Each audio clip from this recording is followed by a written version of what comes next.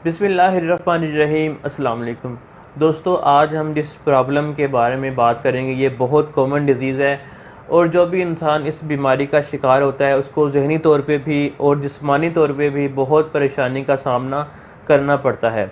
इस डिज़ीज़ को हम बोलते हैं इनवॉलंटरी यूरिनेशन या इनकॉन्टिनेंस यूरिनेशन या लीकेज ऑफ यूरिन।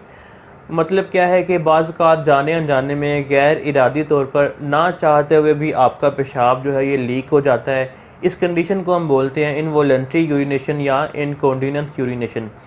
तो दोस्तों ये कंडीशन क्या होती है, हम सब के जिस्म में, हम सब की बॉडी में एक यूरिनरी ब्लैडर होता है जिसे हम आम ज़ुबान में मसाना या पेशाब की थैली कहते हैं। ये एक मस्कुलर आर्गन है, यानी मसल से मिलकर बना है, जो कि हमारी बॉडी में मौजूद जो नर्वस सिस्टम होता है उसके ज़रिए से कंट्रोल किया जाता है। दोस्तों जब भी ये पेशाब की थैली, ये मसाना पेशाब से फुल होता है तो इसके नतीजे में एक नर्वस सिस्टम के ज़रिए से एक मैसेज आता है हमारे दिमाग तक कि मसाना फुल हो चुका है, इसको खाली करना है। तो दोस्तों इस मैसेज के रिस्पॉन्स में इस मसाने के जो वाल्व होते हैं वो खुलते हैं और पेशाब इस मसाने से बाहर खारिज हो जाता है। लेकिन दोस्तों बाज़ औक़ात ऐसे हालात होते हैं, ऐसी कंडीशंस होती हैं कि आप किसी स्कूल में, कॉलेज में, मीटिंग में या ऑफ़िस में मौजूद होते हैं या किसी ऐसी जगह पे होते हैं जहाँ पे बाथरूम अवेलेबल नहीं होता। तो दोस्तों अगर आपकी उस जगह में मसाना फुल होता है पेशाब से तो ये मैसेज आता है दिमाग को, लेकिन आप उस वक़्त यूरिन पास करना नहीं चाह रहे होते। तो दोस्तों क्या होता है कि पेशाब आपका कंट्रोल रहता है, जो मसाने के वाल्व होते हैं वो खुलते नहीं हैं।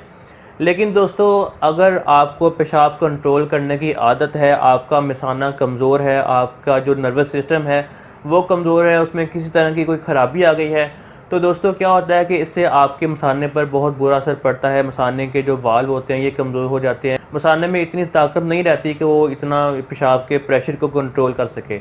तो दोस्तों मसाने की कमज़ोरी की वजह से बाज़ औक़ात ऐसा होता है कि आपका थोड़ा बहुत पेशाब जो है ये लीक हो जाता है।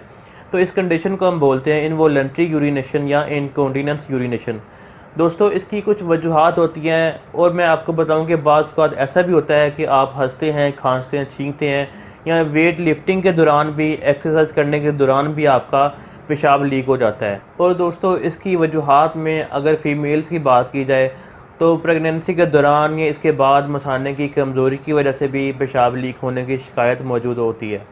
या अगर मर्दों की बात की जाए तो दोस्तों मर्दों में प्रोस्टेट इनलार्जमेंट की वजह से, या अगर उनको पेशाब से रिलेटेड कोई बीमारी है या पेशाब से रिलेटेड कोई सर्जरी हुई है उनकी, तो उनमें भी पेशाब लीक होने की शिकायत पाई जाती है। या इसके अलावा कुछ लोगों में नर्वस सिस्टम की कमज़ोरी होती है, उनके मसाने में कमज़ोरी होती है, या बाज़ लोगों को पेशाब कंट्रोल करने की आदत ज़्यादा होती है, तो उनमें भी फिर मसाना कमज़ोर हो जाता है और पेशाब ये लीक होने की शिकायत पाई जाती है। या बाज़ औक़ात छोटे बच्चों में बेड वेटिंग की शिकायत होती है, यानी वो बिस्तर पे पेशाब कर देते हैं, तो उनमें भी बाज़ औक़ात देखा गया है कि उनके नर्वस सिस्टम में वो मज़बूती नहीं होती, उनके मसाने में वो मज़बूती नहीं पाई जाती, जिसकी वजह से उनका पेशाब जो है ये लीक हो जाता है। तो दोस्तों अब बात करते हैं कि ऐसी कौन सी होम्योपैथिक मेडिसिन्स हैं जिनके लेने से आपकी ये जो इनवॉलंटरी यूरिनेशन या इनकॉन्टिनेंस यूरिनेशन की प्रॉब्लम है ये मुकम्मल तौर पे ठीक हो जाती है। दोस्तों बहुत इफ़ेक्टिव होम्योपैथिक मेडिसिन है जो आपको मैं इस वीडियो में बताऊंगा। आप देखेंगे कि अगर आपको ये डिज़ीज़ है, आप इस डिज़ीज़ में इन मेडिसिन का कुछ अर्सा ये रेगुलर इस्तेमाल करते हैं, तो इससे आपका ये जो इनवॉलंटरी यूरिनेशन का मसला है ये मुस्तकिल तौर पे ठीक हो जाता है। तो इसमें जो सबसे पहली होम्योपैथिक मेडिसिन है वो है दोस्तों आर्निका। तो अगर आपको पेशाब से रिलेटेड किसी तरह की सर्जरी हुई है आपकी, तो उस सर्जरी की वजह से अगर आपको पेशाब लीक होने की शिकायत है, तो दोस्तों आर्निका इस सूरत में स्पेसिफिक मेडिसिन होगी इनकॉन्टिनेंस यूरिनेशन के लिए। तो इसमें जो सेकंड मेडिसिन है वो है कोस्टिकम। अगर आपको ख़ास तौर पे सर्दियों में इनकॉन्टिनेंस यूरिनेशन की प्रॉब्लम ज़्यादा होती है और गर्मियाँ आने में वो बेहतर हो जाती है, और इसके साथ आपको किसी तरह का कोई खौफ होता है, जैसे अंधेरे में सोने का खौफ होता है, और इसमें बाज़ औक़ात आपको हँसने से, खाँसने से भी पेशाब लीक हो जाता है, तो दोस्तों अगर इस तरह की अलामत हैं तो कास्टिकम का इस्तेमाल आपको बहुत फ़ायदा देता है। और इसके बाद जो होम्योपैथिक मेडिसिन है वो है दोस्तों एक्वाज़ाइटम। तो ये आपने किन इलामात में यूज़ करनी है, अगर आपको मसाने की कमज़ोरी बहुत ज़्यादा हो और इसके साथ कोई और ख़ास अलामत ना हो और इसके साथ आपको बाज़ औक़ात डरावने ख्वाब भी आते हैं, तो इस कंडीशन में इन अलामात में आपने लाजमी एक्वाज़ाइटम का कुछ अरसा इस्तेमाल करना है। इसके रेगुलर इस्तेमाल से आपको बहुत ज़्यादा फ़ायदा मिलेगा। इसके बाद जो होम्योपैथिक मेडिसिन है इनकॉन्टिनेंस यूरिनेशन के लिए, वो है दोस्तों क्रियाजोटम।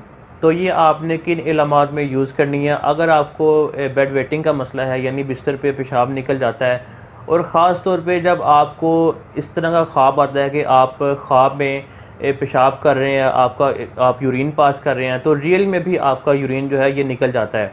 तो अगर इस तरह की कंडीशन हो दोस्तों, क्रियाजोटम का इस्तेमाल आपको बहुत ज़्यादा फ़ायदा देता है। तो दोस्तों ये कुछ होम्योपैथिक मेडिसिन थी जो इनवॉलंटरी यूरिनेशन में या इनकॉन्टिनेंस यूरिनेशन में आपको बहुत ज़्यादा फ़ायदा देती हैं। इन मेडिसिन का कुछ अर्सा ही रेगुलर इस्तेमाल आपका ये जो पेशाब के लीक होने का मसला है ये मुस्तकिल तौर पे ठीक कर देता है। लेकिन दोस्तों याद रखें कि ये मेडिसिन आपने लाजमी अपने होम्योपैथिक डॉक्टर की गाइडेंस में यूज़ करनी है, क्योंकि बेस्ट ट्रीटमेंट वही होता है जो आप अपने डॉक्टर की गाइडेंस में लेते हैं। तो दोस्तों उम्मीद है कि ये मालूमात आपके लिए फ़ायदेमंद साबित होंगी। इस वीडियो को लाजमी लाइक और शेयर कीजिएगा, और आखिर में चैनल को लाजमी सब्सक्राइब कीजिएगा, ताकि जो भी बीमारियों के हवाले से न्यू वीडियो इस चैनल पे अपलोड हो वो आप तक सबसे पहले पहुंच सके।